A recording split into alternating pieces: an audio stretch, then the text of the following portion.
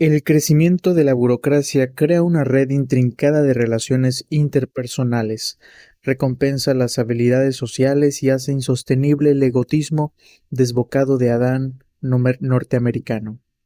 Pero también erosiona las formas de autoridad patriarcal y debilita por esa vía el superyo social, antiguamente representado por los padres, los maestros y los predicadores. Pese a todo, el declinar de la autoridad institucionalizada en una sociedad ostensiblemente permisiva no conduce a un declinar del superyo en cada individuo. En lugar de ello, alienta el desarrollo de un superyo severo y punitivo que, en ausencia de restricciones sociales autorizadas, deriva buena parte de su energía psicológica de los impulsos destructivos del ello. Los elementos inconscientes irracionales del superyo llegan a controlar su funcionamiento. A medida que las figuras de autoridad van perdiendo credibilidad en la sociedad moderna, el superyo individual deriva cada vez más de las fantasías infantiles primitivas acerca de los padres, fantasías cargadas de furia y sadismo, y no de los ideales interiorizados del yo, que se forman merced a experiencias posteriores con modelos del comportamiento social venerados y respetados. La lucha por mantener el equilibrio psíquico en una sociedad que exige sumisión a las normas de interacción social, pero se rehúsa a fundamentar esas normas en un código ético de conducta, alienta una modalidad del ensimismamiento que tiene poco en común con el narcisismo primario del self-imperial. Los elementos arcaicos dominan cada vez más en la estructura de la personalidad y el yo se encoge. En los términos ético de conducta, el yo se encoge en los términos de Morris Dickstein en un estado pasivo primitivo en el que el mundo sigue estando no creado, no configurado. El self imperial, egomaníaco y devorador de experiencias regresa a la condición de un yo grandioso y narcisista, infantil y vacío, un agujero negro y húmedo, como dice Rudolf Wurlitzer en Noch, donde todo acaba por alojarse tarde o temprano. Yo permanezco cerca de la entrada, despachando al interior lo que va siendo introducido a presión, escuchando y asintiendo. Me he ido diluyendo poco a poco dentro de esa cavidad.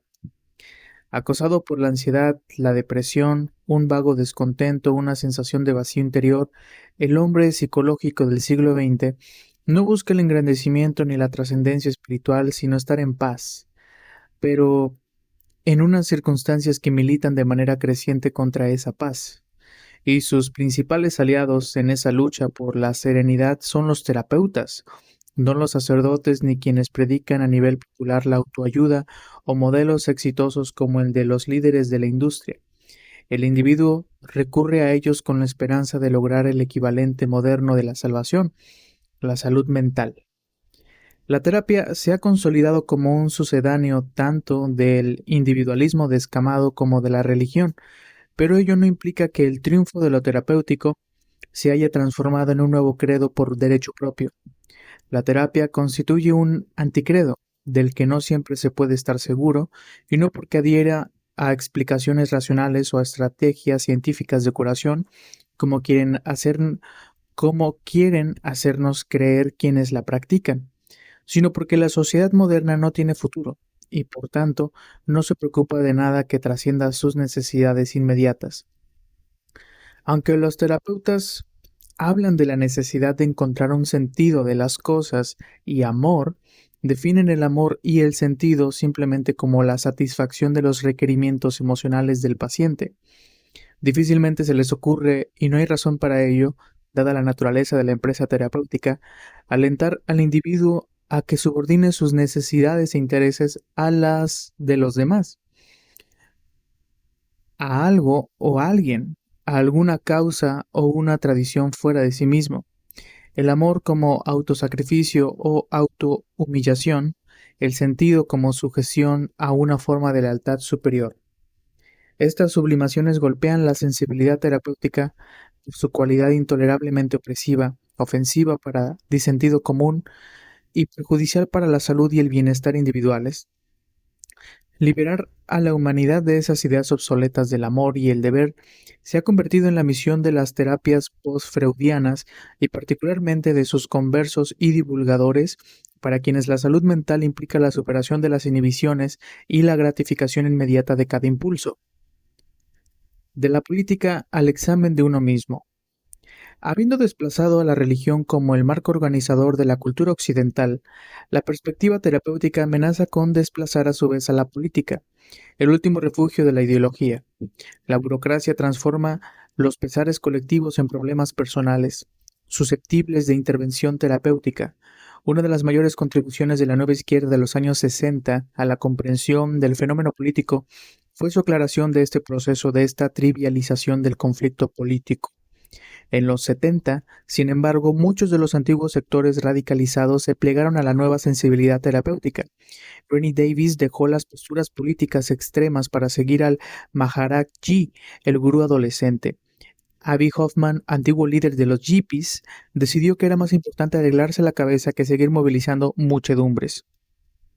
Su antiguo asociado, Jerry Rubin, al alcanzar el umbral tan temido de la treintena y encontrarse cara a cara con sus temores y ansiedades privados, se trasladó de Nueva York a San Francisco, donde consumía vorazmente, apoyado en unos ingresos aparentemente inagotables, en los supermercados espirituales de la costa oeste.